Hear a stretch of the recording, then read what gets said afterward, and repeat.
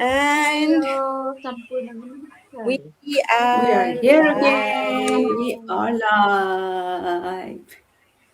म त अगाडि Yes, once again आज पनि हामी अर्को लाइभ सेसन लिएर आइसकेका छौँ। सबैभन्दा पहिला म सरी भन्न चाहन्छु। नेपालमा चाहिँ कस्तो हुन्छ भने कतिखेर नेट बिग्रिन्छ, कतिखेर बत्ती लाइन जान्छ भन्ने कुरा ठेगान हुँदैन। त्यसले गर्दाखेरि चाहिँ 8:30 बजे आउने भनेको ठ्याक्कै आधी घन्टा लेट भएको छु। सो अब जति पनि जनाले चाहिँ वेट गर्नुभएको छ त्यसको लागि चाहिँ उहाँहरूसँग चाहिँ म क्षमा माग्न चाहन्छु। अनि आज हामी के विषयमा कुरा गर्छौँ भन्दाखेरि चाहिँ हामी चाहिँ हाम्रो स्टोरीहरू छोटो छोटो रूपमा हुन त अरू बेला पनि हामी के हो, किन यो बिजनेस जोइन गऱ्यौँ, पहिला के गर्थ्यौँ, अहिले के गर्छौँ भन्ने कुराहरू चाहिँ सेयर गरिरहेका छौँ। तर चाहिँ आज चाहिँ स्पेसल्ली हामी चाहिँ हाम्रो स्टोरीहरू सेयर गर्न आएको, हामीले कति स्ट्रगल गऱ्यौँ अनि अहिले के गर्दैछौँ भन्ने कुराहरू सेयर गर्न जाँदैछौँ। यदि तपाईँ पनि यस्तै हाम्रो स्टोरी सुनेर इन्स्पायर भएर तपाईँ बिजनेसमा अथवा आफ्नो लाइफमा केही नयाँ गर्न चाहन्छु भन्ने सोच्दै हुनुहुन्छ भने चाहिँ यो लाइभलाई चाहिँ अन्तिमसम्म हेर्नुहोला। मेरो परिचय दिनुपर्दा नमस्ते, मेरो नाम Saraswati Thapa, mom of a son and full time stay at home mom र काठमाडौँ नेपालमा बस्छु र यहीँ बसेर नेपालबाटै एउटा ग्लोबल बिजनेस रन गरिरहेको छु। अब परिचय सँगसँगै हामी चाहिँ आफ्नो स्टोरी बताउनेछौँ। आज चाहिँ छोटो मिठो गरौँ, ढिला पनि भएको छ होइन, त्यही कारणले गर्दा परिचय दिदीबाट ममता बहिनी अनि त्यसपछि स्टोरी मबाट फेरि सुरु हुनेछ। नमस्ते नमस्ते नमस्ते। हाम्रो अर्को नयाँ ब्रान्ड न्यू डेको ब्रान्ड एपिसोड सँगसँगै यहाँहरूलाई स्वागत गर्दछौँ। म Prabha Thapa, original from Kathmandu Nepal and युएसएमा बस्दै आएको more than 10 years and mom of 2 full time job holder and proud digital business entrepreneur भन्न चाहन्छु। अनि हामीहरू चाहिँ यो दिनौँ आएर आफ्नो स्टोरी सेयर गर्नुको मतलब के भने जति धेरै जति सक्यो धेरै चाहिँ हामीले चाहिँ इन्फर्मेसन चाहिँ बाँड्ने हो, हाम्रो कामै त्यही हो। हामी गर्दै आएछौँ, हिजो अर्कै आज अर्कै छ, ब्रान्ड न्यू छ अनि भोलि अर्कै हुनेछ। यहाँहरूलाई यो हाम्रो डिजिटल प्लेटफर्म भनेको के हो, कस्तो चाहिँ मान्छेहरू आउँछन् र के गरिरहेछौँ भन्ने कुराहरू बिस्तारै बिस्तारै सेयर गर्दैछौँ। अब चाहिँ परिचयको पालो, इन्ट्रोडक्सनको पालो हाम्रो ममता बहिनीको। हेलो सबैजनालाई नमस्कार। म चाहिँ नेपालबाट ममिता खवास। म चाहिँ यो डिजिटल बिजनेस ओनर अनि योभन्दा अगाडि के गरेको छ भनेर आज हामीले स्टोरी सेयर गर्न लागेको छु होइन। म चाहिँ फुल टाइम जब गर्छु अनि त्यसपछि पार्ट टाइमको रूपमा डिजिटल मार्केटिङ गरिरहेको छु अनि मैले अरू काम पनि सिक्छु सँगसँगै होइन। 3टा काम गर्छु एक दिनमा भन्न चाहन्छु। दिदी दिदी okay, thank you both of you इन्ट्रोडक्सनको लागि। र अब स्टोरीमा जाँदाखेरि चाहिँ अब बच्चा बेलाको कुरा चाहिँ नगरौँ होइन। मलाई चाहिँ होइन, म चाहिँ कस्तो मान्छे हो भने मलाई चाहिँ केही लाइफमा केही गरौँ पहिल्यैदेखि नै होइन। एसएलसी दिएपछि नै मैले चाहिँ अब हाम्रो पालामा चाहिँ अब हाम्रो पाला नै भन्नु पऱ्यो, न्यू जेनेरेसनको लागि चाहिँ हामी 35+ भइसकेको मान्छेले हाम्रो पालाकै कुरा गर्नुपर्छ। हाम्रो बेलामा चाहिँ एसएलसी दिइसकेपछि के हुन्थ्यो भने कम्प्युटर सिक्न जाने चलन थियो होइन। अनि हामी कम्प्युटर सिक्न जान्थ्यौँ। अनि कम्प्युटर सिक्न गइसकेपछि जाने आउने क्रममा अरूहरूले चाहिँ जब गरेको देख्दाखेरि अनि टक्क सुटेड बुटेड भएर अफिस गएको देख्दाखेरि चाहिँ कस्तो रहर लाग्ने क्या हो, म पनि कहिले चाहिँ कलेज पढ्ने हुन्छु अनि त्यसपछि म पनि जब गर्छु भन्ने चाहिँ लाग्थ्यो। अनि अब एसएलसी सक्यो अनि +2 पनि जोइन गर्यो। +2 जोइन गरेपछि चाहिँ अब मर्निङ क्लास हुन्थ्यो होइन। मर्निङ क्लास भएपछि त दिनभरि चाहिँ फ्री हुन्थेँ। अनि त्यो फ्री भएको टाइममा चाहिँ म यस्तो त्यो के अब केही काम नभएको, पढ्ने बाहेक अरू केही काम नभएको, मलाई चाहिँ जब गर्न केही काम गर्न पाए हुन्थ्यो, केही कमाउनु पाए हुन्थ्यो भने त्यो बेलादेखि नै हुन्थ्यो।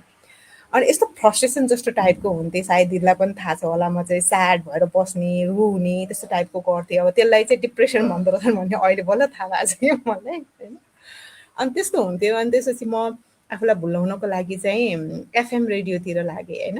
एफएम रेडियोमा चाहिँ जाने फोन इन प्रोग्रामहरू हुन्थ्यो। त्यो फोन इन प्रोग्राममा हरेक प्रोग्राममा पार्टिसिपेट हुने होइन। अनि त्यसपछि हरेक प्रोग्राममा फेरि विनर पनि हुन्थ्यो क्या। अनि विनर हुनेलाई चाहिँ के हुन्थ्यो कि त मुभीको टिकट पाउँथ्यो होइन, अनि के भने चाहिँ लन्च र स्विमिङ त्यस्तो अथवा लन्चको त्यस्तो टिकटहरू हुन्थ्यो क्या।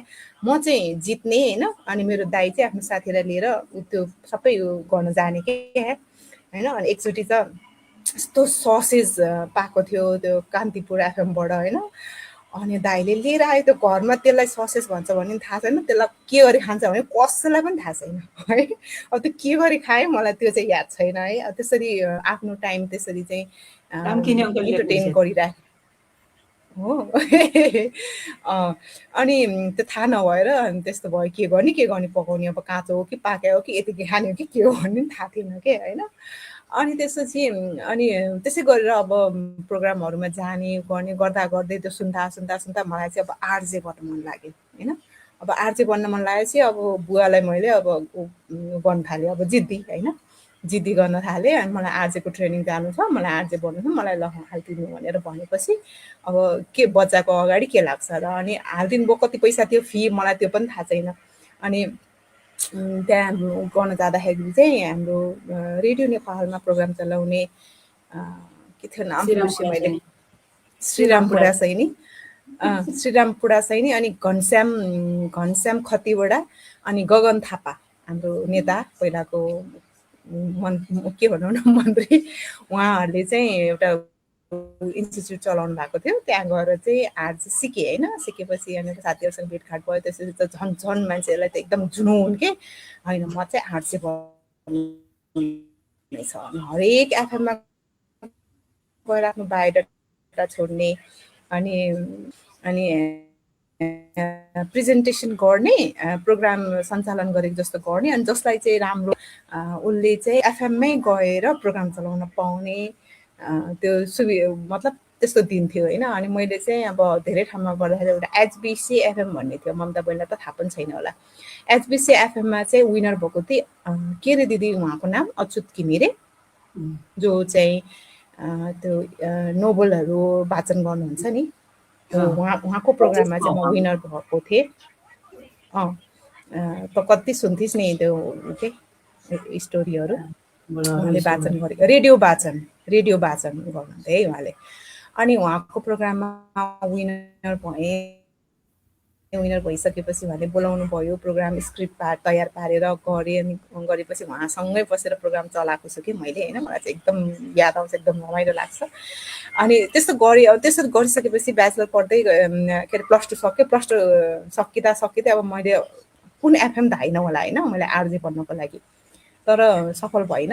अनि त्यसपछि मैले चाहिँ अब जब गर्नु पऱ्यो भनेर जबको लागि खोजेर मैले चाहिँ +2 पनि सकिनु, ब्याचलर जोइन गर्नु र नयाँ के अरे अफिस जोइन गरेँ। 9 to 5 को जब। हाम्रो चाहिँ मर्निङ सिफ्ट पनि हुन्थ्यो, टेलिकम्युनिकेसनमा काम गर्दै मर्निङ सिफ्ट गर्न पनि पाउँथ्यो, डे पनि पाउँथ्यो, इभिनिङ पनि पाउँथ्यो होइन। 9 बजीसम्म हुन्थ्यो बेलुका। अब इभिनिङ त मेरो घर टाढा थियो, गर्दिनँ थिएँ। मर्निङ र त्यो गर्थेँ। अनि बिहान ट्युसन पढेर दिउँसो अफिस गरेर बेलुका घर पुग्दाखेरि सायद 9 बज्थ्यो होला होइन।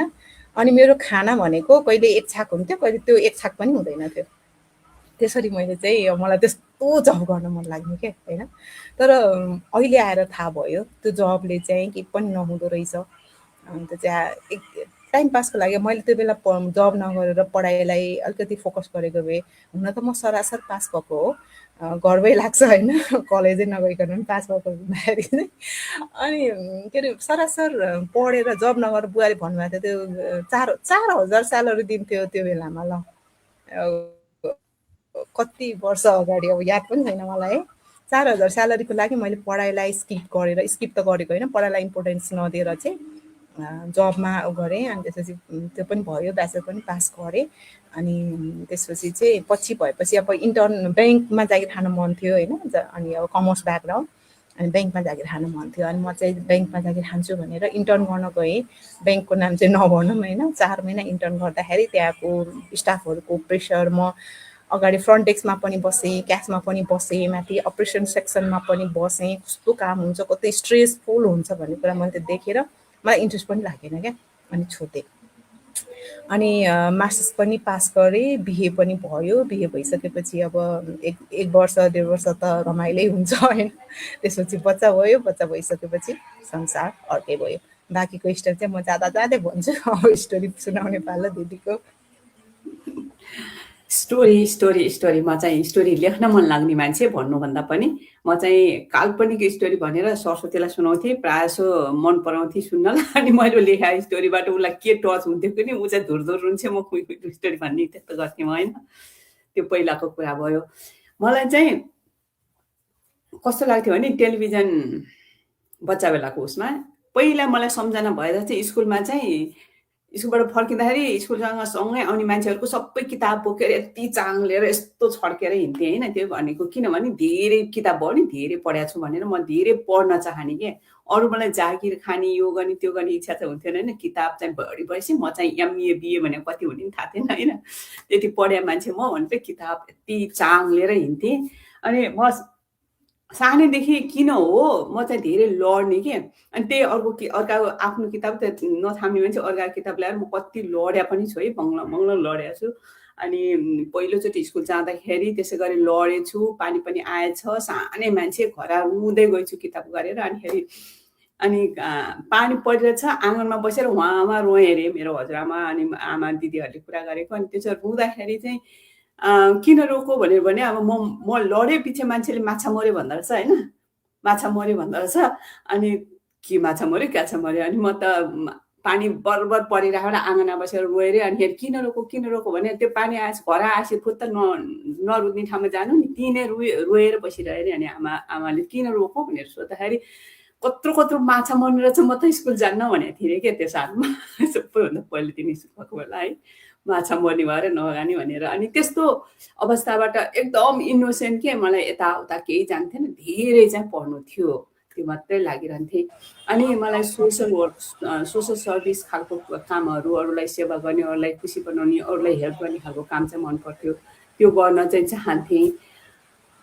अब कलेजतिर जाउँ, कलेजमा पनि साथीले भने जस्तै हाम्रो चाहिँ अलिक कुनामा परेको हुनाले बसको सुविधा नभएकोले मैले अस्ति पनि एक्सप्लेन गरेको थिएँ। बिहान उठेपछि बस पाइन्छ पाइँदैन होला कलेज पुग्नलाई भन्ने ध्यानमा हुन्थ्यो भने अब लास्ट क्लासमा पढ्दै गर्दाखेरि घर जानलाई बस पाइन्छ पाइँदैन भन्ने चाहिँ चिन्ता हुन्थ्यो कि। त्यही कारणले गर्दाखेरि पढाइमा भन्दा पनि आउजाउकै उसमा भयो, बढी फोकस भएर हाम्रो पढाइ पनि मिडियम स्तरकै भयो। म कति पनि थाहा थिएन कि मलाई चाहिँ। अझ स्वाति चाहिँ एकदम एक्टिभ थिए, साथीहरूसँग घुलमिल गर्ने ठाउँहरू थाहा हुन्थ्यो, मलाई चाहिँ कतैतिरको ठाउँ पनि थाहा हुन्थेन। त्यो बसले उत्तर सडक ओह्रालिदिन्थ्यो, त्यहाँबाट बागबजारको त्यो पद्मकन्या क्याम्पसमा पढ्यो, त्यहाँबाट बागबजारको त्यो बस स्टपमा पुग्यो। त्यो त्यति गर्न चाहिँ आउँथ्यो मलाई। पहिलोचोटि कलेज यो हो, यो विषय पढ भनेर नि मेरो अङ्कल बुवाले सेलेक्ट गरिदिएको मान्छे। यति धेरै त्यो कस्तो मान्छे केही थाहा नहुने, तर मलाई चाहिँ धेरै चाहिँ पढ्नु थियो, सबैभन्दा धेरै पढ्नु थियो। किनभने बुवाले धेरै पढायो, म बुवा जतिकै पढ्न चाहन्थेँ, तर कथाले अर्कै मोड लियो होइन। पढ्न त पढेँ, मास्टर डिग्री पढेँ, त्यो मास्टर्स गरेर पनि त्यो गरेको कुराहरू चाहिँ युटिलाइज भएन, बिहा भयो, यहाँ आइयो। यहाँ आएपछिको स्टोरी त झन् के अरे कहानीमा ट्विस्ट भनेको जस्तै। मैले कहिले काम पनि गरेको थिएन। लाइब्रेरीको ट्रेनिङ लिँदाखेरि त्यही लाइब्रेरीकै उसमा चाहिँ प्रोजेक्ट जस्तोमा काम गरेको थिएँ अलिकति होइन, क्याटलगिङको काम गर्दाखेरि काम गरेको थिएँ। अनि मलाई पैसाको महत्त्व पनि थिएन, पैसा चाहिन्छ भन्ने जस्तो लागेको थिएन होइन। त्यस्तो कारणले म अनमा छु है।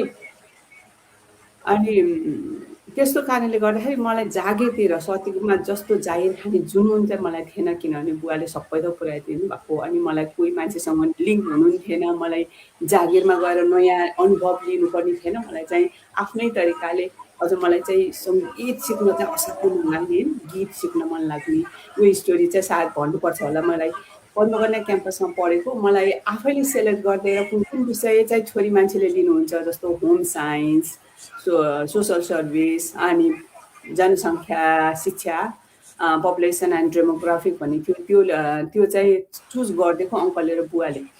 अनि उहाँले चुज गरिदिएकै विषय पढिरहेको थिएँ। अनि सोसल सर्भिस पढ्ने बेला चाहिँ ठ्याक्कै त्यही पिरियडको एउटा क्लासबाट अर्को क्लासमा जाँदाखेरि कमर्सहरूमा चाहिँ त्यस्तो नहुने, हाम्रोमा चाहिँ एउटा क्लासबाट अर्को क्लासमा सर्नु पर्ने। अनि ठाउँ नपुग्ने भएर दौड गरेर जान्थे त्यति धेरै विद्यार्थीहरू होइन। अनि त्यो जाँदाखेरि त्यो बिच बाटोमा एउटा क्लासमा गीत गाइरहेको हुने, आफू त गीतको पारखी, गीत सिक्न मन लाग्ने, गीत गाउन मन लाग्ने होइन। अनि जुन बेला नि सुनिरहेको हुन्थेँ त्यहाँ त गीत सिकाउँदो रहेछ नि तपाईँ भन्ने जस्तो लाग्थ्यो। अनिखेरि यसो चिनेको मान्छेले म्युजिक क्लास हो भनेर थाहा माइ गड म्युजिक पनि पढाउँदो रहेछ भने जस्तो लागेर होइन यसो बेला चाहिँ मैले त्यो क्लासमा नजिकै गएर सुन्थेँ। अनि कुनै बेला त्यो सोसल सर्भिस जुन क्लास मेरो एक्ज्याक्ट त्यही टाइममा हुन्थ्यो त्यो क्लास नभएको बेला त्यही क्लासमा गएर बस्नु पनि पाउने रहेछ। त्यसो गर्ने त झन् मलाई त त्यो क्लास सोसल सर्भिस क्लास छोडेर यतै बसौँ यही म्युजिकमा आउँ जस्तो भइरह्यो होइन। अनि अब जे पहिला मलाई आफ्नो इच्छाको यही क्लास लिन्छु कसैलाई भन्दिनँ भन्ठाने। अनि मेरो साथी एकजना पार्वती भन्छ उसँग जाने उसको मेरो एक्ज्याक्ट सेम सब्जेक्ट है। अनि त्यसमा गएर मैले चाहिँ चेन्ज गर्ने मिल्छ भनेर भन्या भएर मैले चेन्ज गरेँ, आफ्नो सब्जेक्ट चेन्ज गरेँ, म्युजिकमा बसेँ। अनि म्युजिकमा क्लास लिएँ। अनि त्यति बेला अब उसैको अगाडिकन गीत नगाएको मान्छे ल प्र्याक्टिस गर्नु त एउटा गीत गाउनु त भनेर गुरुले भन्दाखेरि गीत गाउँदा त हात खुट्टा मुख सबै कामिएर त्यो ओठ मुख सुकेर कहाँ गीत गाउन सक्नु। अनि त्यो लय चाहिँ फ्लक्चुएट हुनुपर्छ अरे सा रे गमदेखि सा हुँदाखेरि त्यो फ्लक्चुएट चाहिँ तिम्रो स्वरमा छ भने भएर मलाई चाहिँ एक्सेप्ट गरेर राख्नुभयो होइन गुरुले। अनि मैले चेन्ज गरेँ त्यो एउटा सब्जेक्ट म्युजिकमा चेन्ज गरेँ। गरिसकेपछि अब वर्षभरि त मलाई कसैलाई थाहा नै भएन, ढोकालोप गरेर बिस्तारो प्र्याक्टिस गर्थेँ। अनि कसैले थाहा पाउनु यिनीहरूले थाहा पायो कि पाएन त्यो चाहिँ थाहा भएन मलाई। अनि त्यसरी प्र्याक्टिस गर्थेँ।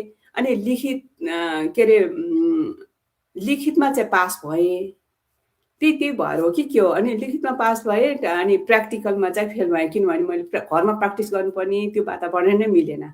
अनि जहाज आइसकेपछि जहाजमा चाहिँ पार्वती चाहिँ गइन, मलाई चाहिँ जानुपर्ने भएर बुवालाई चाहिँ क्युरियस भएर सोध्नु भएछ तँ चाहिँ किन गइनस् हाम्रो त जहाज छ भनेर गई भनेर सोध्नु भएछ। अनि उसको त छुट्टै सब्जेक्ट हो यस्तो उसले चेन्ज गरेर यो पो लिइरहेछ भनेपछि त अब बुवालाई त सक भयो होइन। अनि बुवाले अङ्कलहरू हाम्रो बुवा चाहिँ एउटा निर्णय गर्नुपर्ने भाइहरू सबैलाई वरिपरि राखेर मिटिङ राखेर यस्तो यस्तो भयो यस्तो गर्ने भनेर भन्नुहुन्छ।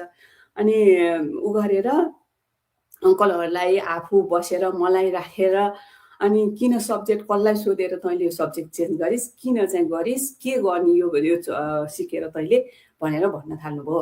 अनि आफू त त्यति बेला बोल्ने ऊ पनि थिएन, साहस पनि थिएन, बोल्छु अब यो कारणले हो मलाई यो इच्छा लागेछ भनेर भन्नु झोको लाएर सुनिरहे होइन, त्यस्तो साहस पनि थिएन।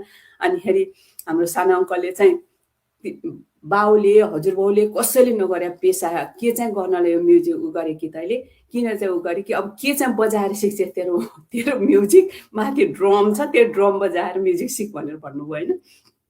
अनि मलाई त्यो गुन्जिरहन्छ अहिले पनि क्या। अहिले चाहिँ म आफ्नै स्वरमा गीत गुनगुनाइरहन्छु। त्यो एप छ, एपमा गीत गाउन पनि पाउँछु। त्यो आफूले चाहिँ मेरो एउटा सपना पुरा भएको लाग्छ। अर्कै होइन स्ट्रेस भएको बेला नि त्यसले चाहिँ मलाई रिलिज गर्छ क्या।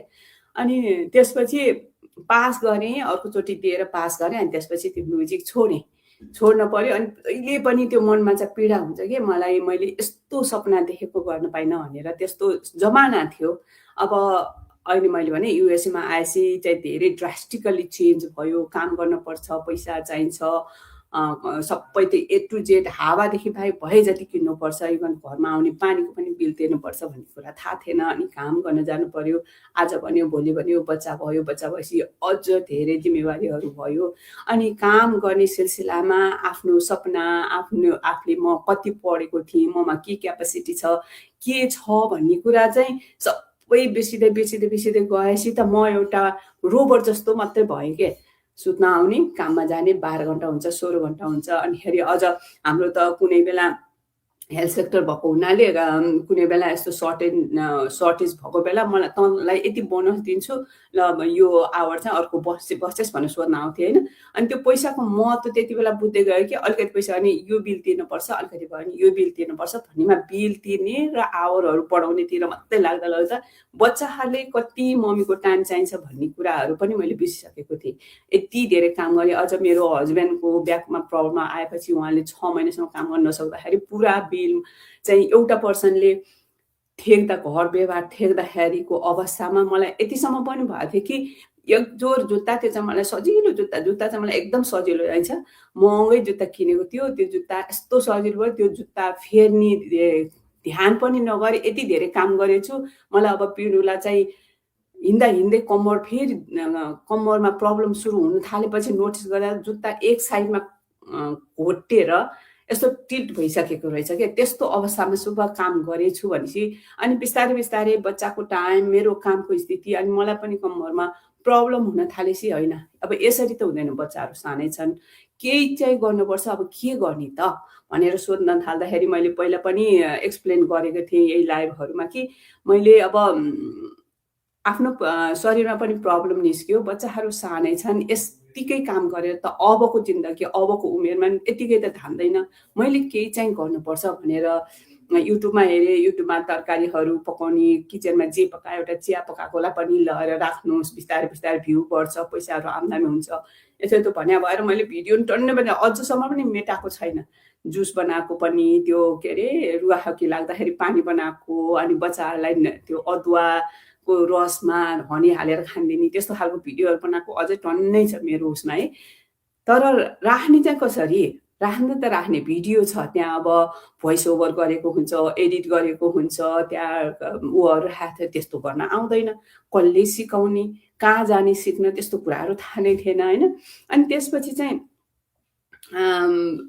यही उसमै अनि यो उहरूले अर्को फरेनरहरूले पनि कुनै यो ट्राफिकिङ हुनुपर्छ अरे, मान्छेको ट्राफिक हुनुपर्छ अरे, यो ऊ गर्नलाई आफूले गरेको कुराहरू भिडियोहरू लन्च गर्नको लागि भनेर दिइरहेको थियो। मैले कतिवटा किताब पनि किने, कपी भरि एक नोट गरेर राख्थेँ, यो भनेको यो भनेको यो यसरी गर्ने भनेर। तर सुरुवात पनि छन् त छ, मैले अस्ति गरेको थिएँ नि, इँटा पनि छ अनि जग्गा पनि छ, तर त्यो जग हालेर इँटा बाई इँटा, एउटा इँटा र अर्को इँटा जोडेर जग हाल्ने चाहिँ आएन के, कसरी आउँछ भनेर कति खोजेँ, कतिजनालाई सोधेँ। इभन मलाई त्यति बेला यो डिजिटल बिजनेस सुरु गर्नुभन्दा अगाडि त यो के अरे अनलाइन सपिङ कसरी गर्ने भन्ने पनि आउँथेन के। त्यस्तो गरेर काम मात्रै गर्दा गर्दा गर्दा आफ्नो अस्तित्व भनौँ न, आफ्नो त्यो मेरो र ममा भएको क्वालिफिकेसन, क्वालिटी, त्यो क्षमता भन्ने कुरै के पनि सबै बिर्सेर त्यति धेरै काम गरेको थिएँ। अनि बिस्तारै यो सोसल मिडियाले मलाई एकदम डिस्ट्र्याक्ट गरायो। त्यति मलाई फेसबुक कलेज चलाउन आउँथ्यो, त्यस फेसबुकको आइडी पनि यसले बनाइदियो कि होइन, सतीले बनाइदियो कि, त्यो अलिअलि चलाउँथेँ। अब यसले मलाई साह्रै डिस्ट्र्याक्ट गर्यो। हस्बेन्डले सुत्दा पनि फेसबुक के भन्न थाल्यो, जुन बेला फेसबुक हेरेँ भनेर। तर मैले मेरो काम चाहिँ गरे आउँथेँ होइन। अनि त्यसपछि होइन, अब म चाहिँ यो चाहिँ छोडेर अब म चाहिँ पढ्छु एक्स्ट्रा भनेर एउटा त्यस्तो वेबसाइट देखेँ। अनि त्यसबाट चाहिँ मैले अनलाइनै फिलअप गरेँ, फर्म फिलअप गरेँ। फिलअप गरिसकेपछि तिनीहरूले बोलाए, पैसा तिर्नु पनि थिएन, एउटा एजेन्सी जस्तो रहेछ, कहिले थाहा नपाएको। तर मैले नै आफैले एफर्ट लगाएर त्यहाँ गएँ, किताबहरू किनेँ, पढ्न गएँ, पढेर 3 महिनाको 2टा सेमेस्टर सकेँ। अनि म चाहिँ मेन ऊहरू चाहिँ अलि एक्स्ट्रा नर्सिङकै अलि अगाडि बढ्छु भनेर लागेपछि लाग्ने क्रममै थिएँ। यो बिजनेस भेट्टाएँ, यो बिजनेसमा हाम्रो कोच उहाँको भिडियो भेट्टाएपछि त मलाई त एकदम अर्कै भएँ कि अब म चाहिँ यो गर्नुपर्छ। किनभने मेरो अब मैले त्यही नर्सिङकै अर्को कोर्स गरेँ भने पनि मैले फेरि नै त्यही फ्लोरमा जानुपर्छ, जहाँ म हिँडिरहनुपर्छ, उभिरहनुपर्छ, घटिरहनुपर्छ। अब चाहिँ म सक्दिनँ, म घरै बसेर बच्चाहरूलाई टाइम दिन्छु अनि उसमा नि गर्छु भनेर चाहिँ म यता लागेको। त्यसपछि चाहिँ मलाई चाहिँ मेरो काया पलट भएको जस्तो कि मैले जुन कुरा चाहन्थेँ, भिडियो बनाउनलाई के गर्नुपर्छ, भिडियोमा एडिट गर्नलाई के गर्नुपर्छ, मैले के कुराहरू यो फेसबुकमा हाम्रो यो सोसियल मिडियामा गर्न चाहन्थेँ, त्यो कुराहरू सबै स्क्रैच लेभलदेखि नै सिकाउँदो रहेछ भने चाहिँ मैले चाहेको कुराहरू यहीँ नै पाएँ कि। अनि त्यस मात्र होइन, अब यहाँको अरू कुराहरू त अहिले हामी जोड्दै गयौँ। मेरो स्टोरी चाहिँ यहीँ नै अहिले स्टप गर्छु, लामो भयो होला है। नेपालदेखि अमेरिकासम्म आउँदाखेरि चाहिँ त यात्रा धेरै लामै हुँदो रहेछ।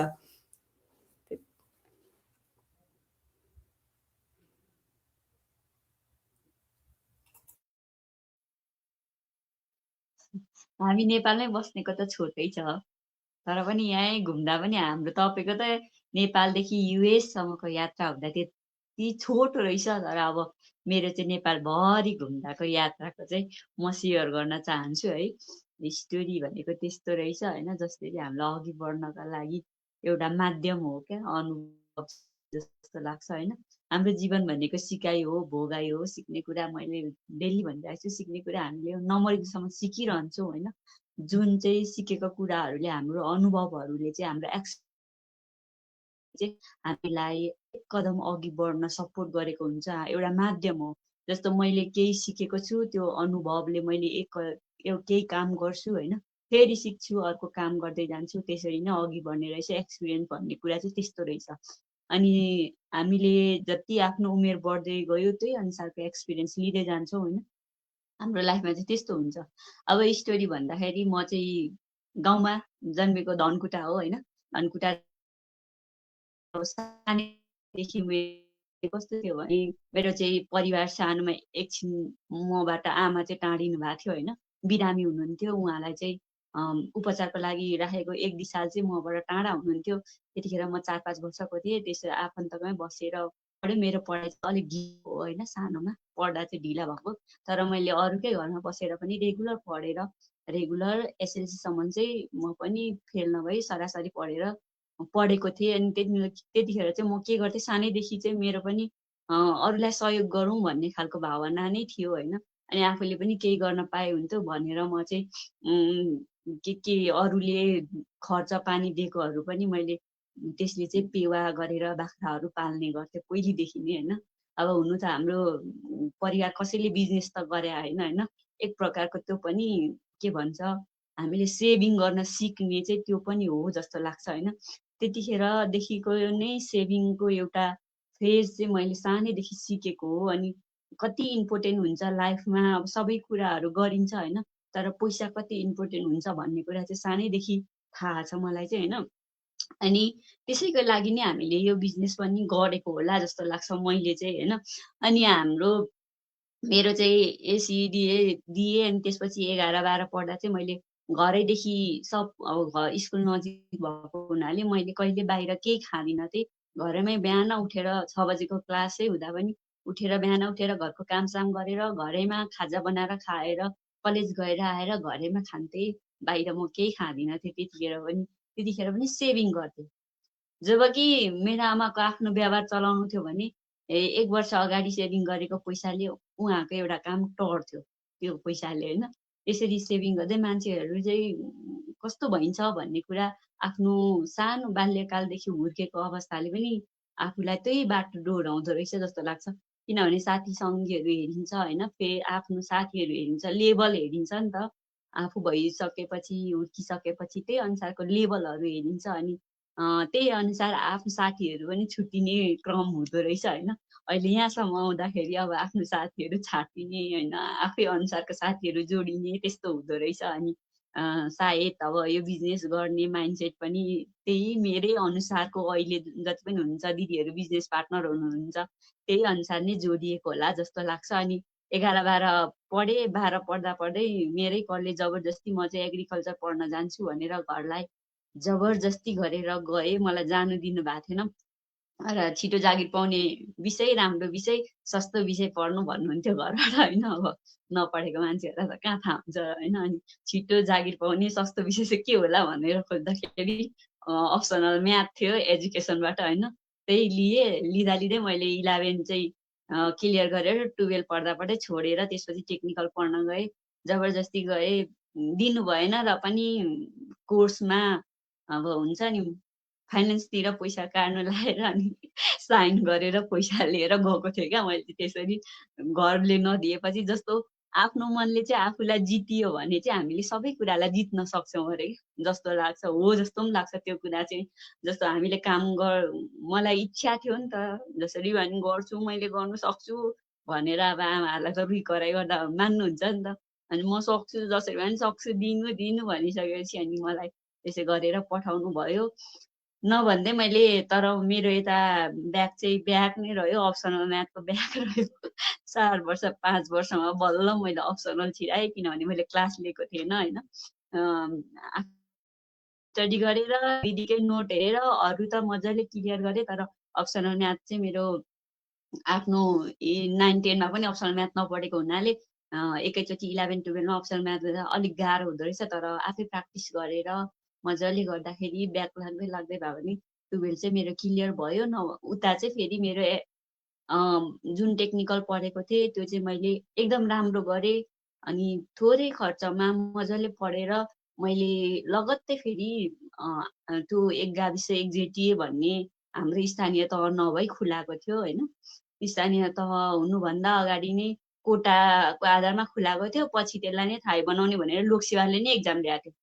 अनि त्यो चाहिँ मैले अरू चाहिँ अब सबैजना आयोग तयार गर्नु जानुभयो साथीहरू। मैले पढिसक्दा पनि मेरो चाहिँ अब फ्यामिली ब्याकग्राउन्ड अलिकति समस्या परेको हुनाले मैले घरमै बसेर स्टडी गर्थेँ। त्यो घरमै बसेर गर्थेँ, घरमै बसेर पढेपछि त्यसपछि म खोटाङ गएँ। खोटाङमा चाहिँ अलिक धेरै कोटा थियो, त्यही त हो नि अब। अनि धनकुटामा चाहिँ थोरै कोटा थियो। 5 जनाको हुँदा खोटाङमा 22 जनाको कोटा भएर म खोटाङमा गएँ। अनि खोटाङमा गइसकेपछि एक्जाम दिएपछि सबैमा 3टामै निस्क्यो। पहिलोचोटि लाइफमा पहिलोचोटि चाहिँ म 20 वर्षको उमेरमा चाहिँ बाहिर निस्केको, आमा बुवालाई छोडेर त्यसरी टाढा यात्रा गरेको पनि एक्लै, एक्जाम दिन गएको पनि एक्लै। अनि त्यसपछि त्यहाँनिर एक्जाम दिएर नाम निकालिसकेपछि खुल्ला मैला जनजाति 3टैमा नाम निस्क्यो। निस्किसकेपछि त्यसपछि पहिलोचोटि म यात्रा गरेको भने त्यहाँदेखि खोटाङदेखि एकैचोटि काठमाडौँ आएँ। काठमाडौँदेखि फेरि घर रिटर्न गएर अनि पोस्टिङको पेपर लिएर फेरि खोटाङ गएको थिएँ। अनि त्यसपछि जब गर्न थालेँ। मलाई लाग्थ्यो जब गरेपछि सबै कुरा ठिक हुन्छ जस्तो लाग्थ्यो, सोच्थेँ। अब आखिर इन्कम भइहाल्छ, यसले सबै कुरा पुग्छ, सबै हुन्छ जस्तो लाग्थ्यो। मैले त्यतिखेर त्यो जब गर्दाखेरि 17,500बाट सुरु गरेको थिएँ। त्यतिखेर चौथो तहको बेसिक सेलरी त्यति थियो। अनि त्यसपछि त्यो कमाइसकेपछि चाहिँ के हुँदो रहेछ, फ्यामिलीले सपोर्ट गरेको, सुरुमा पढाइसकेको हुनाले उहाँहरूलाई पनि आश लाग्ने रहेछ। अनि त्यसपछि मैले पनि फ्यामिलीलाई हेर्न थालेँ। यता मेरो 12को त्यतिकै छ, ब्याक छ, दिइराखेको छु दिन चाहिँ होइन। जीवन त्यस्तो हुँदो रहेछ होइन। अनुभव चाहिँ अब क्लास नलिँदा, रेगुलर नदिँदा, आफूले निरन्तरता दिन नसक्दाखेरि त्यो चाहिँ ब्याक लाग्यो। र पनि गिभ अप गरिनँ। 5 वर्षमा मैले अप्सनल म्याथ क्लियर गरेको छु। 12 मेरो 5 वर्षमा क्लियर भएको छ भन्न चाहन्छु होइन। अनि त्यसपछि जब गरेँ। जब गर्दाखेरि त्यो यस्तो थियो कि अब त्यहाँनिर गएपछि मलाई त्यो जेलमा थुनेको जस्तो भयो क्या। किनभने पहिले चाहिँ खोटाङलाई के भन्थ्यो भने पूर्वको कर्णाली भनेर चिनिन्थ्यो रहेछ खोटाङ। मलाई पनि त्यस्तै लाग्यो, किनभने आफू कहिले टाढा बाटो नहिँडेको, अनि गाडी नचढी नहिँडेको, झोलुङ्गे पुलहरू त्यतिखेर लाइफमा नतरेको, नदेखेको बाटो। त्यहाँनिर गएर म जाँदाखेरि बत्ती थिएन, गाडी थिएन। अनि आवत जावत गर्नका लागि एकदम गाह्रो हुन्थ्यो। दिक्तेल बजार मेरो ठाउँदेखि पुग्नका लागि एक बिहानको यात्रा गर्नु पर्थ्यो। त्यसरी नै मेरो जब, मान्छेले अब जब भनेर चाहिँ हामीलाई सानैदेखि सिकाएको हुन्छ कि घरमा राम्रो पढ नानी, राम्रो पढेर जागिर खानुपर्छ भन्नुहुन्छ। वास्तविक जागिरमा वास्तविकता हो भन्ने हो भने वास्तविक त्यो भने जस्तो सहज छैन होइन। मलाई चाहिँ लाग्छ हामी इन्कम गर्नु नै हो भने जागिर मात्रै हाम्रो सब कुरा होइन। कति मान्छेहरू अहिले पनि डिप्रेस भएर आयोगको लागि लाग्नु भएको छ होइन, तयार गर्न तल्लीन भएर लाग्नु भएको छ, तर सक्सेस प्राप्त गर्नुभएको छैन, डिप्रेस हुनुहुन्छ होइन। उहाँहरूलाई भन्न चाहन्छु, मैले 6.5 वर्ष अनुभव छ मेरो सरकारी जागिरमा होइन। त्यो अनुभव चाहिँ म हजुरहरूलाई सेयर गर्न चाहन्छु कि हामी तपाईँलाई सुरुमा हामी जब भनेर भेट्छौँ अनि जान्छौँ। वास्तविक त्यो तपाईँले भनेको सोचेको जस्तो चाहिँ त्यहाँ छैन। हजुरलाई त्यहाँनिर भनेको जस्तो हुँदैन, किनभने हामीले कमाउने हो भने बाटाहरू थुप्रै छन् होइन। हाम्रो गन्तव्यहरू थुप्रै छन्। हजुरले चाहनुभयो भने जसरी हामीले मैले यो रोज्नुको कारण पनि एट्र्याक्सन मार्केटिङ अथवा डिजिटल मार्केटिङ होइन, रोज्नुको कारण पनि मेन मलाई सिकाएको त्यही बिजनेसले हो। त्यो मेरो जागिरले हो। किनभने त्यो जागिरमा यति धेरै छ होइन, अब भन्न हुँदैन। अहिले भ्रष्टाचारको कुराहरू पनि आउँछ होइन। कति हामी अब दोस्दाखेरि बाहिरबाट देख्दाखेरि नेताहरूलाई त्यसरी भनेर दोस्ने गरिन्छ, तर वास्तविक भनेको भ्रष्टाचार हुने भनेको कर्मचारीहरूबाट हो। अनि त्यसमा चाहिँ दलिने भनेको अलिक सानो स्तरको जब गर्नुहुन्छ जो होइन, तिनीहरूलाई तपाईँहरू जति आयोग तयार गर्दा डिप्रेस हुनुहुन्छ त्यसको डबल यदि तपाईँको दिमाग राम्रो साँच्चै नै सिधा तरिकाको हुनुहुन्छ भने त्यसको डबल डिप्रेस चाहिँ तपाईँ त्यहाँ हुनुहुन्छ। जब त्यो काम गर्दा तपाईँ यति दुःख गरेको हुन्छ, यति दुःख गरेको हुन्छ, तर त्यो तपाईँको मेहनतको फल, पसिनाको फल चाहिँ खाने अरू हुन्छ क्या, अनि अरूले लग्छ क्या। त्यतिखेर तपाईँ त्यहाँनिर त्यति गिरेको महसुस हुन्छ कि आफ्नो मनै रुन्छ क्या त्यतिखेर। त्यो चाहिँ मैले फेस गरेको कुरा हो होइन। अनि हजुरहरूलाई भन्न चाहन्छु, हामीले जब भनेर तपाईँको आधा जिन्दगी चाहिँ आयोग नै तयार गरेर नबिताउनु, साइड हसल पनि केही गर्दै गर्नु। यदि त्यो भएन भने त्यो त छ नि होइन। तपाईँको बाउबाजेले त सुरु गर्नु भएन होला होइन, जागिर गर्छु भनेर। अनि पहिले त अब उहाँहरूले दुःख गर्नुभएको हुन्छ, अनि त्यही दुःख पाएर नै पैसा कमिन्छ भनेर जागिर गर छोराछोरीलाई राम्ररी पढ जागिर गर भन्नुभएको हो होइन। ठिक छ, उहाँहरूले सुरु भएन, तर तपाईँबाट एटलिस्ट बिजनेस सुरु गर्नुहोस् भन्छु क्या। किनभने बिजनेस भनेको त्यस्तो कुरा हो, तपाईँले आफ्नो छोराछोरी सबैले भोलि गर्न सक्ने कुरा हो क्या, बाँड्न सकिने भनेको। जस्तो हामीले जागिर गर्दा त तपाईँको जागिर तपाईँमै सीमित रह्यो क्या, तपाईँको छोराछोरीलाई तपाईँले बाँड्नै सक्नुहुन्न। त्यो जागिर जति तपाईँले आफूले कमाउनु भयो, जमाउनु भयो, त्यो तपाईँमा सीमित रह्यो, त्यो बाँड्न पनि सक्नुहुन्न हजुरले। तपाईँ ल आज सचिव हुनुभयो अरे भोलि तपाईँको छोरा सचिव हुँदैन नि त होइन। यदि तपाईँ त बिजनेस ओनर हुनुभयो भने भोलि तपाईँको छोराले त्यसलाई बढाउनु सक्नुहुन्छ, त्यो भन्दा माथि बनाउनु सक्नुहुन्छ। तपाईँको छोरा त बिजनेस ओनर हुने भयो नि त होइन। त्यो भन्न चाहन्छु होइन। हाम्रो सब कुरा चाहिँ जागिर नै भनेर हजुरहरू माइन्डसेट तयार गरेर नबस्नु होला भन्न चाहन्छु होइन। अनि त्यसपछि मैले जब गरेँ, जब गरिसकेपछि मेरो करारकै जागिर थियो। बिचमा मैले आयोग पनि अलिअलि तयार गरेँ। अलिक पछि काम गर्दै गर्दाखेरि 2.5 वर्ष जति शाखा नै हेर्न पाइसकेँ, शाखा नै सम्हाल्न पाइसकेपछि त्यहाँको पीडा झन् फरक किसिमको भयो होइन। मैले वडामा बस्दा कर्मचारी भएर त्यो जिम्मेवारी सम्हालिएर नबस्दा आफ्नो एउटा मात्रै काम गर्दा फरक थियो भने शाखामा होइन मेन प्रमुख नै भएर गर्दाको पीडा अर्कै हुन्छ, अर्कै थियो होइन। अनि त्यो चाहिँ सीमित तलब, सीमित समय, सबै त्यही थियो। अनि अब त्यही माथि करारलाई हेर्ने दृष्टिकोण नै नेपालको जागिरमा फरक छ, सिधै भनिदिन्छु यो चाहिँ मैले होइन। जति तपाईँहरूले हामीले सरकारीले गर्छौँ, चौथो तहको सरकारी नै किन नहोस्, अनि 6औँ 7औँ तहको करारको किन नहोस्, तपाईँलाई चौथो तहको सरकारीमा नाम निकाल्न सक्नेले व्यवहार अर्कै गर्छ होइन। करार भन्ने बित्तिकै नेपालमा चाहिँ यस्तो मानसिकता बनाइदिएको छ कि नेपालको जागिरले, त्यो एकदम खराब छ। तर ठिक छ, त्यो पनि सबै ठिक थियो। मैले आफ्नो परिवार जे भयो भने मैले मेरो त्यसले परिवार धानिरहेको थिएँ, आफूले मेहनत गरेको थिएँ, आफ्नो घरदेखि टाढा बसेको थिएँ, मैले मजाले गरेको थिएँ। अनि हाम्रो चाहिँ सशर्त बजेट नेपाल सरकारबाट जान्थ्यो त्यो बजेट चाहिँ होइन। त्यही बजेटले हामीलाई आधी चाहिँ स्थानीय तहले, पछि स्थानीय तह भइसकेपछि स्थानीय तहको निर्णय नै अन्तिम निर्णय हुने भयो। अनि त्यसपछि लास्टमा 6.5 वर्ष हुँदाखेरि म 6 महिनामा घर जान्थेँ। टाढा थियो, 6 महिनामा घर जान्थेँ। घर गएको बेला हामीलाई थाहा नपाई निकालियो। अब गर्ने के? अब मैले त मेरो परिवारलाई धानिराखेको छु नि त, गल्ती केही छैन, केही प्रब्लम छैन, तर त्यसै निकालियो। यदि त्यहाँनिर मैले सोर्स लाएको भए, यदि मेरो कोही नेता भइदिएको भए मैले त्यो जागिर गरिरहेको हुन्थ्यो, एटलिस्ट अहिलेसम्म पनि गरिरहेको हुन्थ्यो।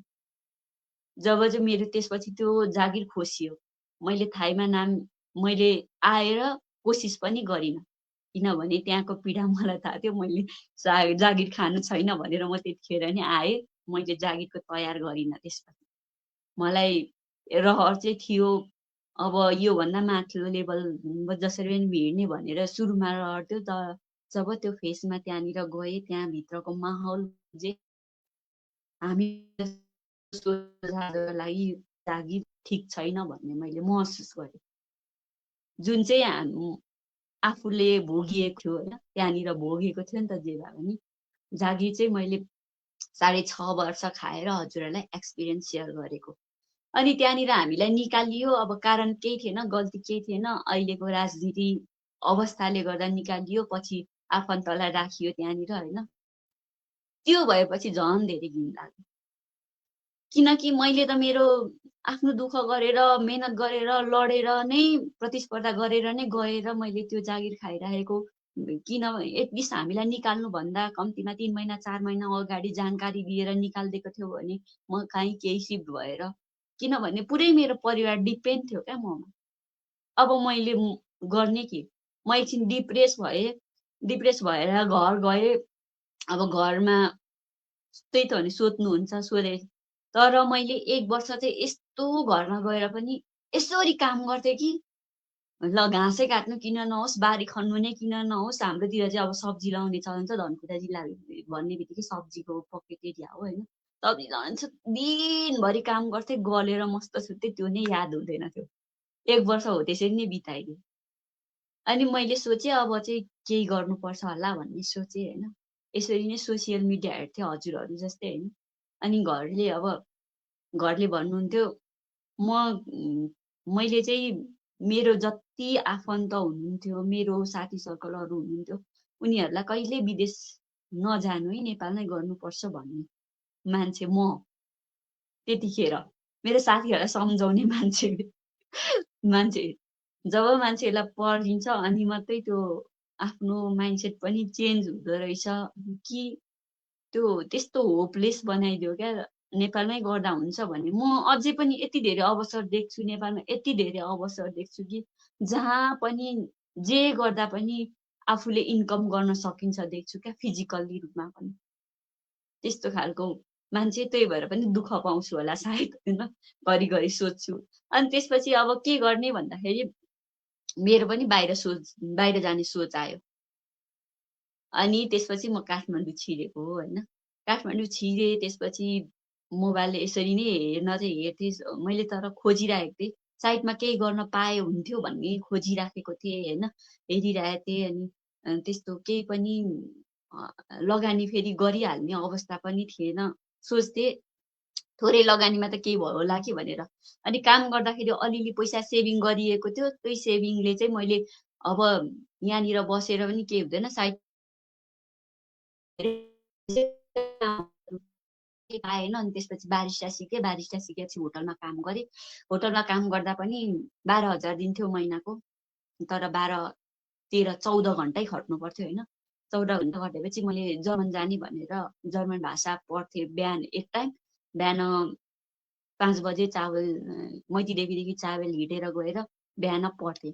अनि पढेर आएर चाहिँ होटलमा काम गर्न जान्थेँ। 1 दिन बस्थ्यो होटलमा, 1 दिन बस्थ्यो। तर अब त्यही त हो नि नेपालको काम होइन, भन्दाखेरि चाहिँ हामीलाई त्यो हुँदैन, दुर्व्यवहार हुँदैन, यस्तो हुँदैन भन्थ्यो होइन। तर मेन्टल्ली दुर्व्यवहार पनि मैले भोगेँ है। त्यो रेस्टुरेन्टमा अलि दुर्व्यवहार, अनि जुन आफूले काम गरेको हुन्छ नि, जति मेहनत गरेको त्यो उहाँहरूलाई दिन सकिनँ कि थाहा भएन। तर मैले रेस्टुरेन्टमा मेरो यसको उमेरकोले चाहिँ काम गर्न नसकिने रहेछ भन्ने महसुस गरेँ।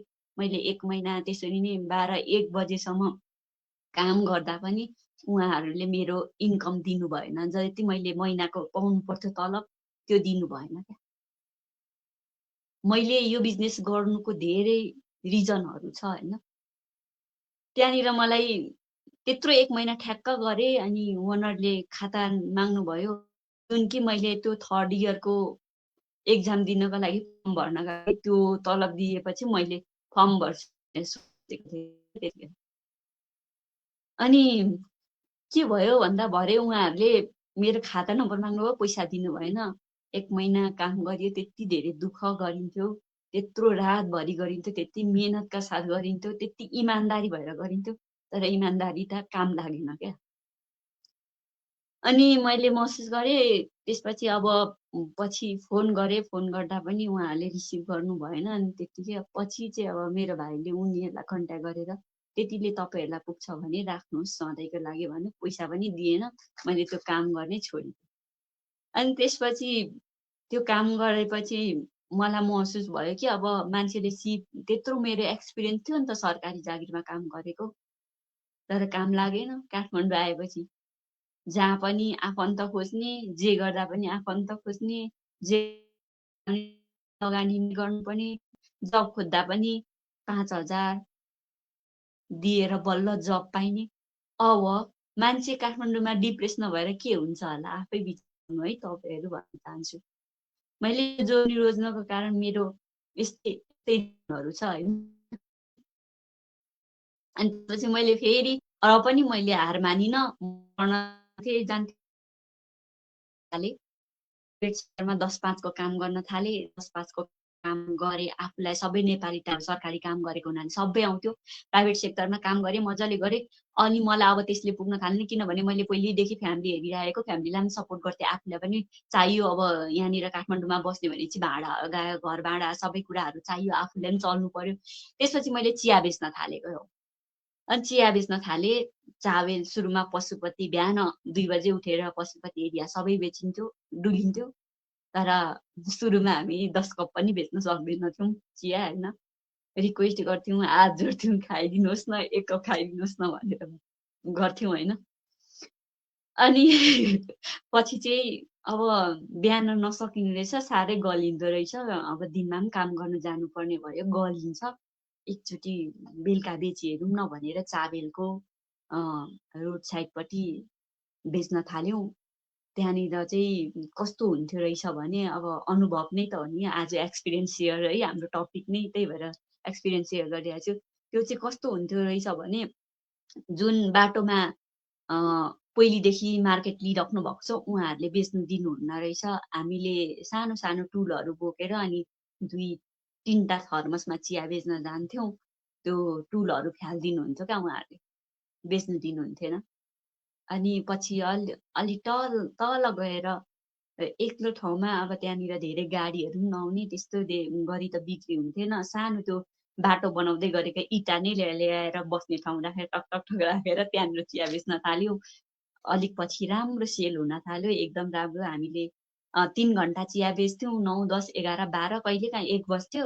बेलुकाको खानासाना खाएर गएर बेच्थ्यौँ, राम्रो इन्कम हुन्थ्यो। 3 घन्टामा हामीले 500 बसाउँथ्यौँ। जबकि म 10-5 को काम गर्दाखेरि मेरो बल्ल 500 बज्थ्यो। 8-9 घन्टा 10 घन्टा गर्दाखेरि यहाँनिर 500 बज्थ्यो भने त्यहाँ हामी 3 घन्टा चिया बेच्दा 500 बसाउँथ्यौँ। 2 जनाले 500 होइन। चिया बेच्यौँ, राम्रो बिक्री हुन्छ। अहिले नेपालमा इन्ड्राइभ छ होइन, इन्ड्राइभ याङ्गोहरू छ, उहाँहरू दाजुभाइहरूले नै खानु, हामीलाई पनि हाम्रो व्यवसाय गरेको भनेर खुसी लाग्थ्यो। कति धेरै खुसी। आफ्नो बिजनेस भनेको आफ्नै बिजनेस हुँदो रहेछ। अरूले काम गर्दा गाली गर्ने, यहाँ त्यहाँ भनेको टाइममा पैसा नदिने, त्यहाँनिर आफ्नै आउँथ्यो। कति आफू आनन्द पनि भएको थियो, मनमा शान्ति खुसी एकदम राम्रो भएको थियो, राम्रो चलिरहेको थियो। मैले राम्ररी खुद्रुकेमा पनि धेरै पैसा जम्मा गरिसकेको थिएँ रहेछु, झन्डै 35-40 नै भइसकेको खुद्रुकेमा जम्मा गर्थेँ। पछि के भयो भने समलिङ्गी भन्छ होइन, उहाँहरूले हामीलाई त्यहाँ चिया बेच्न दिनु भएन। अनि पुलिस भइहाल्यो, अनि नगर प्रहरी चिया बेच्नै दिँदैन थियो। कतिचोटि त हाम्रो थर्मस पनि फुट्यो। अब कति सहने होइन, हामीले 2-4 चोटि त सह्यौँ, हाम्रो थर्मस पनि 3-4वटा फुट्यो। फुटिसकेपछि अब के गर्ने, केही अप्सन भएन। उहाँहरूको चाहिँ मार्केट बिग्रियो भन्ने हुन्थ्यो, के भन्थ्यो, तर हामीले इमान्दारपूर्वक गरेको थियौँ। त्यस्तो केही छल कपट पनि थिएन। नेपालमा चाहिँ इमान्दारितालाई अलिकति हेर्ने दृष्टिकोण नै मैले काठमाडौँ आएपछि फरक देखेँ। तर हाम्रो यो लागिसकेको बानी चाहिँ चेन्ज हुँदैन रहेछ। यही सोझो पनि सोझो नै जान्छ होइन, चेन्ज भएन। अनि त्यहाँनिर चिया बेच्न छोडेँ। मैले काम गर्दाखेरि अलिअलि लगानी गरेको थिएँ, त्यसले नै मैले चिया पसल खोलिदिएँ। चिया पसलै खोलेँ, खाजा पसल नै खोलेँ होइन। अनि बेच्दाखेरि सुरुमा गाह्रो भयो, त्यसपछि राम्रै भएको थियो।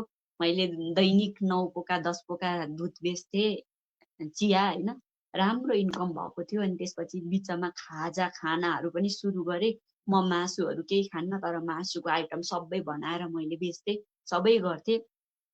पछि के भइदियो भने अब त्यस्तै हो नि, मेरो चाहिँ सपोर्ट नभएको कि आफूले गर्ने काम निरन्तरता दिनु नसकेको भन्दा पनि मैले आफूले सक्दो आफूले जति सकेको सब गरेँ। तर मलाई के भयो भने मेरो घरबेटी नै एकदम चुज गर्न जानिनछु। मेरो घरबेटी चाहिँ त्यस्तो परिदिनु भयो कि मेरो जति कस्टमर आउँछ वासरुमै जानु पाउनु भएन।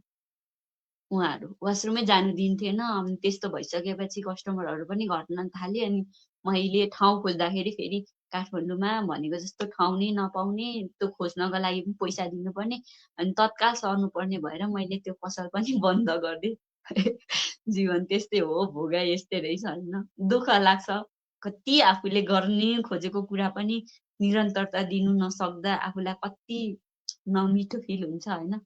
अनि त्यसपछि पढाइलाई जर्मन भाषा G2G हुन्छ भनेर तयार गरेको, त्यो पनि भएन। त्यसपछि विदेश जान भनेर लगानी गरियो, एजेन्टले खाइदियो। अब के गर्ने होइन। यस्तो मान्छे त डिप्रेस भएर कुद्नु पर्ने, तर पनि मन अझै पनि केही गर्छु भन्ने नै छ, जुनून थियो, अझै पनि गर्छु भन्ने लाग्थ्यो। अनि अब फेरि पनि गर्छु, केही चाहिँ गर्छु भनेर मैले यसरी नै मोबाइलमा हेर्थेँ। म फेरि एकछिन बस्न सक्दिनँ, त्यत्तिकै एकछिन बस्न सक्दिनँ। एकछिन खाली भयो भने बाहिर के गर्नै पर्छ, अरूको बारी देख्यो भने खनिदिन्छु, फुल भेट्यो भने गोडिदिन्छु, सबै गरिदिन्छु। म चाहिँ एकछिन बस्न सक्दिनँ, म चाहिँ त्यस्तो खालको स्वभाव छ। अनि त्यसपछि अनि मैले यो जोड्नी रोजेको हो। अब हजुरहरूलाई के लाग्छ? हजुरहरू यत्रो मेरो स्टोरी सुन्दै गर्दाखेरि जति हेर्नुभएको छ, मैले होइन मेरो भोगाइ त हुनु त योभन्दा कति धेरै मान्छेले स्ट्रगल त गरेको हुन्छ। तर मैले अहिलेको यतिको उमेरमा होइन यति स्ट्रगल गर्दै गर्दा यति भोग्दै गर्दाखेरि मैले यो जोड्नी रोज्नुको कारण तपाईँहरूलाई सेयर गर्दाखेरि अब तपाईँहरूलाई के लाग्छ? सरकारी जागिरै खाउँ जस्तो लाग्छ कि होइन मै जस्तो चिया बेचेर त्यस्तै गरौँ जस्तो लाग्छ कि आफ्नै तरिकाले फ्रिडम स्वतन्त्र भएर होइन बसौँ अनि इन्कम पनि गरौँ भन्ने लाग्छ? हजुरहरूको हातमा छ भन्न चाहन्छु। अब हजुरहरूले आफैले सोच्ने हो, हामीले भनेर हुँदैन। कति कुरा पनि भनेर हुँदैन जस्तो लाग्छ मलाई चाहिँ होइन। मैले यो बिजनेस गर्नुको मेन मेरो कारण पनि यति धेरै गरेर हो। यो त फेरि जहाँ गएर पनि गर्न सक्ने भएको हुनाले अब भोलि म मेरो बाध्यता थियो भने पनि म गएर पनि यो बिजनेस गर्न सक्ने भएँ नि त होइन। यसलाई चाहिँ जहिले पनि हामीले निरन्तरता दिन सक्ने भयो। यति राम्रो प्लेटफर्म छ कि हजुरहरू हामी जो कहिले पनि मजाले गर्न सक्छौँ भन्न चाहिँ बोली पठाएँ। त्यही लागि सरी भन्दै सरस्वती दिदी पास गर्नु यस्तो पीडादायक स्टोरी सुनाउनु भयो होइन। ममिता बहिनीको अगाडि त हाम्रो केही पनि होइन जस्तो फिल भयो क्या मलाई चाहिँ होइन। हो, हामीले चाहिँ स्ट्रगल गऱ्यौँ, हामीले धेरै कुराहरू चाहिँ दुःख भोगेर आयौँ। किनभने त्यतिखेर यो सोसल मिडिया भन्ने थिएन, त्यतिखेर यो डिजिटल प्लेटफर्म थिएन। र हामी चाहिँ त्यस्तै गरेर ममिता बहिनी जस्तै स्ट्रगल गर्न बाध्य थियौँ कि होइन। तर अहिले त हामीले पाएका छौँ नि त। अहिले त हामीले थोरै लगानी गर्ने, धेरै लगानी गर्ने, कति लगानी गरेर चाहिँ हामीले यो बिजनेस सुरु गर्ने त भन्ने डिसिजन तपाईँ आफैले गर्ने हो नि त। सो तपाईँको हातमा तपाईँलाई अपर्च्युनिटी पाइराख्नु भएको छ। जुन हाम्रो यो भिडियो आएको छ, यो पनि त्यो एउटा चाहिँ तपाईँको अपर्च्युनिटीले चाहिँ ढोका ढकढकाएको हो होइन। तपाईँले आज भोलि सुरु गर्नुहुन्छ भने आजै सुरु गर्नुहोस्, भोलि भनेको कहिले पनि आउँदैन। के थाहा यही अपर्च्युनिटी चाहिँ तपाईँले खोजिराख्नु भएको थियो कि होइन। हो, पहिला चाहिँ हामीले त्यस्तो दुःख गरेर गऱ्यौँ। हामीसँग स्मार्टफोन थिएन, मोबाइल थिएन। अहिले त स्मार्टफोनबाट पनि हामीले चाहिँ धेरै कुराहरू मान्छेहरूले गरिरहेका छन्, घरमै बसेर अनलाइन व्यापार गरिरहेका छन्। हाम्रो पनि त्योमध्ये एउटा पर्छ। र हाम्रो स्टोरीबाट, ममता बहिनीको स्टोरीबाट, दिदीको स्टोरीबाट तपाईँहरूले चाहिँ हेर्नुभयो, बुझ्नुभयो अथवा रिप्लेमा पनि हेर्नुहुनेछ। यदि तपाईँ चाहिँ यस्तै प्लेटफर्म खोजिराख्नु भएको छ, हाम्रो जस्तै स्टोरी तपाईँको छ भने चाहिँ तपाईँ हामीमध्ये कसैसँग पनि कनेक्ट हुन सक्नुहुन्छ। हाम्रो वेबसाइट छ, वेबसाइटमा गएर नाम र इमेल आइडी राखेर चाहिँ रजिस्टर गर्न सक्नुहुन्छ। त्यसपछि हाम्रो यो बिजनेसको बारेमा इन्फर्मेसन पाउनुहुनेछ तपाईँले। अब हामी चाहिँ अब आफ्नो आज स्टोरीको पालो भएको कारणले गर्दा आफ्नो आफ्नो स्टोरी सेयर गर्दा पनि धेरै लामो टाइम भइसक्यो। अब जाने क्रममा चाहिँ के भन्नुहुन्छ त दिदी अनि ममिता बहिनी? अनि त्यसपछि हामी बाई बाई गर्छौँ। यति सानो उमेरमा यति धेरै एक्सपिरियन्स ममता बहिनी, गुसबम्पै आयो है। कुनै कुनै बेला त रुन पनि मन लाग्यो है। कति धेरै सङ्घर्ष गरेर नि नथाकेको, अनि अझै आशावादी, अझै के गर्छु भन्ने आँट, अनि त्यो हुँदाहुँदै पनि आफूलाई त्यो काठमाडौँ सहर जस्तो त्यो कस्तो भनौँ, बागमती खोला र काठमाडौँ सहर उस्तै होला सायद। बागमती खोला नि सबै त्यहीँ थुप्रेको छ, सङ्लो पनि छ, धम्लो पनि छ, फोहोर पनि छ, छेक्रा पनि छ, सबै त्यहीँ हालेको छ नि। त्यस्तै काठमाडौँ सहरमा पनि राम्रा नि छन्, नराम्रा नि छन्। हाम्रो ममिता बहिनी जस्तो पनि जो चाहिँ सङ्घर्ष गर्दा गर्दा गर्दा गर्दा थाकेर कोही बिरामी नै परिसकेको हुन्छ नि, सङ्घर्ष गर्दा गर्दा गर्दा अझ माझिएर परिचित भएर हाम्रो ममिता बहिनी जस्तो पनि निस्किने मान्छेहरू छन्। तर हामीले हिम्मत हार्यो भने त्यो हारिन्छ नै। हार भन्ने कुराहरू स्वीकार चाहिँ गर्नु हुँदैन, हारलाई चाहिँ स्वीकार गर्नु हुँदैन। त्यसपछि हारलाई स्वीकार गरिसकेपछि मान्छेको जीवन त जीवनै रहँदैन है। ममिता बहिनीले अझ हार मान्नु भएको छैन, अझै केही गर्छु भनेर यो अमेजिङ प्लेटफर्मलाई रोज्नु भएको छ। त्यसको लागि चाहिँ गुड जब भन्न चाहन्छु। यो प्लेटफर्म जोसुकैको लागि सङ्घर्ष गरेर थाकेर बसेको मान्छेको चौतारी पनि हो र नयाँ कुरा केही गर्छु। मेरो चाहिँ हिजो मैले हाम्रो स्याटरडेको विनिङ इगल्सको उसमा हेरेको थिएँ, त्यहाँ डक्टर पनि हुनुहुन्थ्यो, एडमिनिस्ट्रेसन सेक्टरमा ठुलो स्ट्यान्डर्डमा बसेर काम गरेको, यहीँ युएसएमा बस्नुभएको उहाँ पनि हुनुहुन्थ्यो। नेपालबाटै एकजना भर्खरै आउनुभएको थियो, उहाँ इन्जिनियर हुनुहुन्थ्यो। म त त्यो इन्जिनियरिङको कामै छोडेर यो बिजनेस आउँछु, यसमा यति धेरै पोटेन्सियल रहेछ भनेर भन्नुभएको थियो। यस्ता मान्छेहरू नयाँ नयाँ मान्छेहरू आउनुभएको किन भनेपछि हाम्रो ममिता बहिनीले जस्तै आफ्नो एक्सपिरियन्स, आफ्नो सङ्घर्ष, आफ्नो जुनसुकै उसमा सेक्टरमा गएर पनि आफू जस्तो र आफूलाई सुहाउने किसिमको त्यस्तो सिट, त्यस्तो एउटा प्लेटफर्म, त्यस्तो एउटा जग्गा भनौँ न, अब एउटा सिट आफूले नपाएर चाहिँ कता जानु त? विदेश हो कि अप्सन, बिजनेस हो कि फिजिकल बिजनेस हो कि अप्सन, अर्को सेक्टर हो कि अप्सन, अथवा घरै बस्ने हो कि अप्सन, वा केही नगरिकन रोएर एउटा कोठामा बस्ने हो कि अप्सन। त्यसलाई केलाएर अगाडि बढ्नु नै विजयी हो, आफ्नो लाइफलाई अगाडि बढ्नु। अनि यो बिजनेसले चाहिँ कस्तो अपर्च्युनिटी दिन्छ भने तिमीमा यो एक्सपिरियन्स हुनुपर्छ, तिम्रो नातागोता यो हुनुपर्छ, तिम्रो हाई ठुलो पदमा यो मान्छे हुनुपर्छ, अनि मात्रै तिमी चाहिँ केपेबल छौ, आउन सक्छौ, नत्र भने आउन सक्दैनौ भनेर भन्ने बिजनेस चाहिँ होइन। तिमीमा एक्सपिरियन्स होस् वा नहोस्, तिमी जुनसुकै ब्याकग्राउन्डबाट आएको होस्, तिमीमा जस्तो खालको सङ्घर्ष गर्ने क्षमता होस्, अथवा तिमी चाहिँ अब अहिलेसम्मको लाइफमा चाहिँ अल्छी पाराले बितायो, लाइफलाई जस्ट चल्ने मात्रै तरिकाले बितायो अथवा बिताएनौ, अथवा तिम्रोमा मजाले पुग्ने सम्पत्ति छ तर एक्टिभ हुन मन लाग्छ, एक्टिभ भएर बस्न मन लाग्छ भनेर जोसुकै जस्तो पनि स्थितिबाट, जुनसुकै भौगोलिक स्थितिमा अथवा भौगोलिक प्लेटफर्ममा बस्नुभएको, कुनामा बस्नुभएको हुनुहुन्छ र मलाई चाहिँ नयाँ गर्नु छ मेरो लाइफ, मेरो सन्तानको लाइफ, र म अलिक एक्टिभ भएर मेरो ममा भएको खुबी चाहिँ कसरी चाहिँ युटिलाइज गरौँ, जुन चाहिँ मैले एउटा दराजमा पोको पारेर राखेको छु, कुनै एउटा सानो रुमालमा पोको पारेर राखेको छु, ममा भएको खुबी, र अझ मलाई यसलाई परिष्कृत गर्नुपर्छ भन्ने चाहनुहुन्छ र भोलिको लागि केही गर्छु र मर्नुभन्दा अगाडि चाहिँ म चाहिँ एउटा यस्तो उदाहरणीय बन्छु भनेर कोही पनि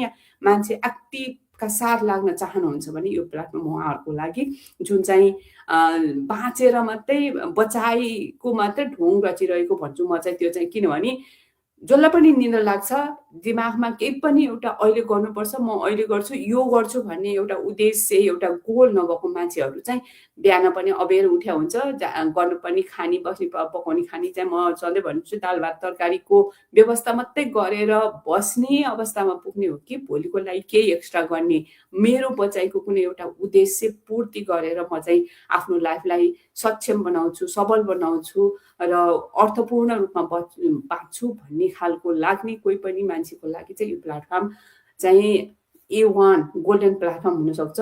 यही बिजनेसमा आउनेहरू पनि पहिला तातेर आउनुहुन्छ अनि पछिबाट चाहिँ सेलाएर जानुहुन्छ, त्यस्तो होइन कि कन्सिस्टेन्सी रूपमा डिटरमाइन्ड भएर गोललाई लक्ष्य गरेर अगाडि बढ्ने मान्छेहरू थोरै समयमा नि धेरै अगाडि पुग्नु भएको छ। यात्रा सुरु गरेपछि त्यो हाम्रो त्यो गोल चाहिँ हामी कहाँ पुग्न लागेको हौँ, के गर्न लागेको हो त्यहाँ पुग्छ नै। यदि स्टप भयो भने चाहिँ त्यो यात्रा पनि आधी फर्केर हेऱ्यो भने हामीले केही अचिभ गरेका हुँदैनौँ र हाम्रो गोल पनि ती नै हामीलाई पर्खेर बसिरहेको हुन्छ, ती नै खिया लागिरहेको हुन्छ, हामी कहीँ पनि पुग्दैनौँ। हामी चाहिँ यात्रा चाहिँ ढिलो चाँडो चाहिँ गरिरह्यो, निरन्तर दिइरह्यो भने हामी पक्कै पनि हामीले चाहेका कुराहरू चाहिँ अगाडि बढ्छ नै र आउँछ नै भन्न चाहन्छु। हाम्रो ममता बहिनीको स्टोरी, हामीहरूको स्टोरी त नर्मल किसिमको भयो। हामीले अब जो मान्छेले गरेको हुन्छ त्यसलाई ठुलो लाग्छ, जो मान्छेलाई त्योभन्दा नि गरम ठुलो हेभी हाम्रो ममता बहिनीको जस्तो सबैतिरको सरकारीदेखि व्यवसायदेखि सडकदेखि सबैतिर भ्याएर अब चाहिँ पुग्यो भनेर त्यसबाट नै पनि एक्सपिरियन्स लिएर अगाडि बढ्ने मान्छेहरू हुनुहुन्छ, अरू पनि हुनुहुन्छ। हाम्रो ममता बहिनी चाहिँ रोल मोडलै हुनुहुन्छ हाम्रो यो बिजनेसमा। म चाहिँ त्यस्तो देखिरहेको छु।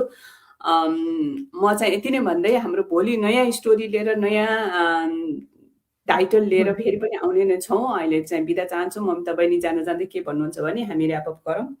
अनि जानुभन्दा अगाडि यहाँ कमेन्ट पनि आइरहेछ, कमेन्टलाई पनि यसो नजर लगाउँ।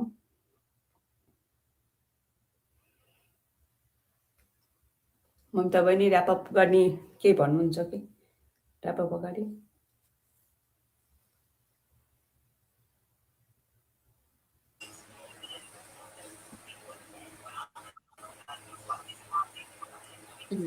नेट स्लो छ हो ममता बहिनीको। भोलि अल्छिँदै आइरहेको छ। असम्भव भन्ने चाहिँ केही छैन होइन, आफूले चाहेपछि सम्भव अवश्य पनि छ होइन। हामीले चाहिँ अब दोस्रोलाई मद्दत गर्नका लागि सुन्नेको छैन आवाज? सुन्नेको छ, तपाईँ अलिअलि अड्किरहनु भएको छ तर सुन्नेको छ।